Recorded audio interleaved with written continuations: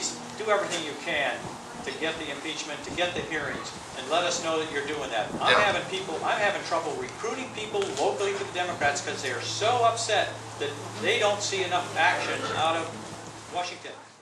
I have asked Norm to talk about three things. One of them is the war in Iraq, which I know is a big concern for all of us.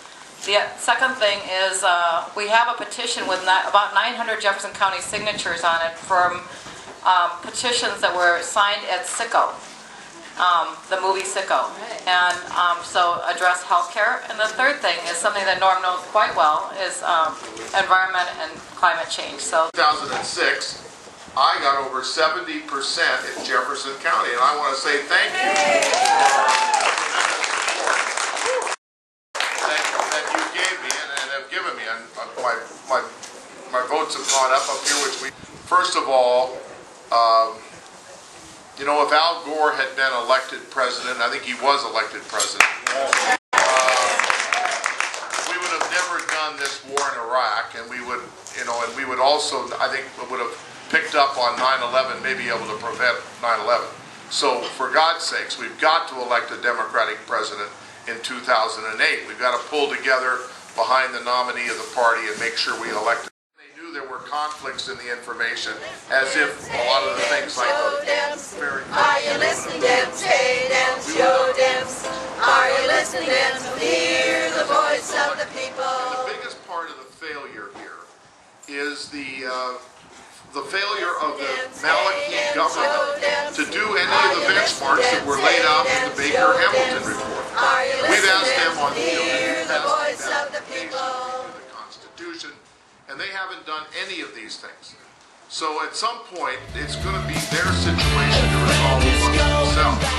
And we are perceived by a majority of the people in Iraq as the occupiers. I think we're in the middle of a civil war.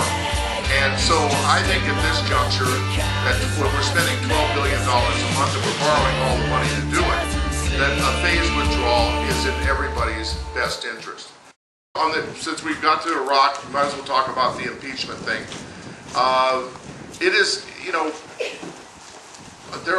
we'd spend a lot of time on this. Now, we as Democrats have got to perform. You know, the American people elected us to do a job back there. And so the American people are going to judge us, the Democrats, on whether we're getting anything done. Now, we're very strong, and I want to see this Moyer video. I want to, Bill Moyer, I've known for many years. I'll take a look at that tonight. And, you know, you can convict him in the House with a majority of votes, okay? But it takes 2/3 in the Senate to convict. And, you know, the way the Republicans stick together in the Senate, it's hard to conceive of that happening. So Nixon, 74. Well, Nixon resigned. He was not convicted. And he resigned. And maybe now, if the Republicans back away from him, and he may be forced to do something. So I think I speak for a lot of Democrats in feeling that we've been betrayed by Congress. About this impeachment issue, I was, with your point of view about impeachment, we need to get our business done, until I watched that video. And what the Bill Moyer's program does, it lifts it above the antipathy to Bush and Cheney and makes it a question of saving our republic and saving our Constitution. And if we started the proceedings, whether or not we finish it, it raises the issue in the country. That's right. And the country needs to get riled up about this. The issue of the Senate not going along with it, the evidence hasn't been presented on the table yet. This is a trial, and there's evidence that needs to be presented that says this guy broke the law. And until that evidence is out there, excuse me, how can you assume they won't go along with it? Right. the impeachable fence. Do you have one? Oh,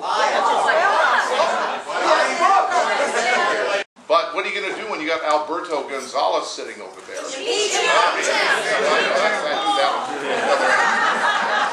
All right, I understand. Issues, but just get started on it. But that's what we're trying to do with these hearings.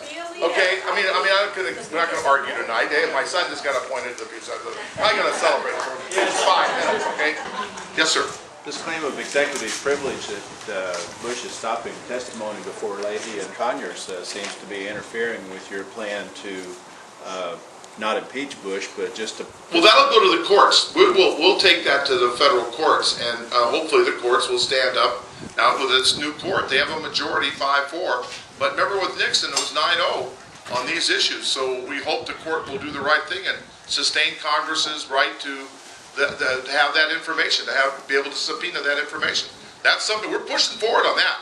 We're not backing down on oversight and investigating what this man's done, and Cheney have done, and Gonzalez has done on the federal judges. So I want to make that very clear. We're not just sitting back there pussyfooting. We're back there doing it the way we think we can be effective at this juncture. Yes. Yeah, my understanding is the only way he can not claim executive privilege, though, is with impeachment. So I think we're lost until we take that very bold step. Don't you? I did, ma'am. I missed the. You cannot claim executive privilege with impeachment. Well, if we, all of them, they all need it because they can't claim it. Gonzalez. Well, I know. I think, as I say, I think when we go to the court's going to uphold Congress's right to subpoena the information, and they're going to have to then either give us the information, or they'll be in violation of the Constitution and the courts and the laws. I mean, they'll be subject to.